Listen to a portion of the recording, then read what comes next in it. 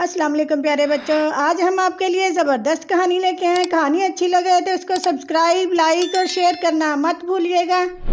एक बादशाह किसी जंगल में अकेला जा रहा था कि अचानक उसे शेर ने आ लिया। इत्तेफाक से एक किसान भी उधर आ निकला, जिसके एक हाथ में टेढ़ी तिरछी लकड़ी और दूसरे में द्रांती थी। शेर बादशाह पर हमला करने ही वाला था कि किसान ने फुर्ती से टेढ़ी लकड़ी उसके गले में देकर द्रांती से उसका पेट चाक कर दिया, जिससे बादशाह की जान बच गई। बादशाह ने किसान को इस मदद के सिले में गांव के नंबरदार के साथ बहुत सी जमीन भी दे दी और कहा कि हर त्योहार के मौका पर हमारे यहाँ दोस्तों रिश्तेदारों की जो खास दावत होती है उसमें तुम भी आया करो, क्योंकि तुम भी अब मेरे सच्चे दोस्त हो। थोड़े दिनों में बादशाह के यहाँ दावत हुई तो किसान भी आया। अव्वल तो उसके कपड़े इतने आला नहीं थे, दूसरे बादशाह के पास बैठने का अदबो सलीका भी ना जानता था। उससे कई गलतियां हुई। खाना आया तो वो बादशाह के साथ ही खाने को बैठ गया। बादशाह ने नाराज होकर कहा, तुम बड़े गंवार आदमी हो, छोटे बड़े की तमीज नहीं कर सकते,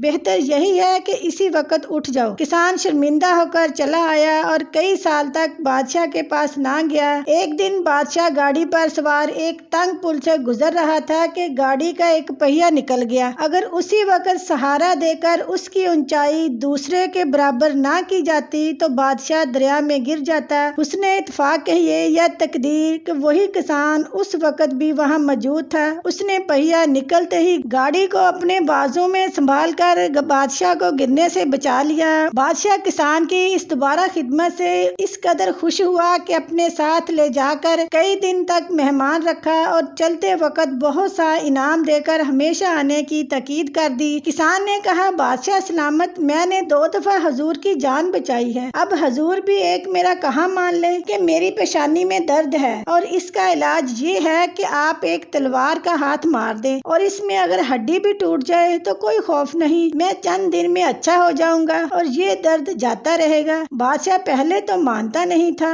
मगर किसान के सख्त इसरार करने और जोर देने पर आखिर उसने तलवार का हाथ मार ही दिया, जिससे 1 इंच गहरा जख्म पड़ गया। किसान जख्म खाकर चला गया और चंद रोज में मामूली इलाज से जख्म अच्छा हो गया। कुछ दिन बाद बादशाह ने उसे अपने पास बुलाकर हाल पूछा तो किसान ने अर्ज की, बादशाह सलामत, खुदा के फजल से तलवार के जख्म का अब निशान तक नहीं रहा, मगर पहली दावत में हजूर के बदतमीजी, गंवार कहने और निकाल देने का जख्म अब तक मेरे दिल पर वैसे का वैसा ही है। ये सुनकर बादशाह ने गर्दन झुका ली और कहा, बेशक तुम सच्चे हो, मैं गलती पर हूँ। इसीलिए कहते हैं तलवार का जख्म भर जाता है मगर जुबान का नहीं भरता।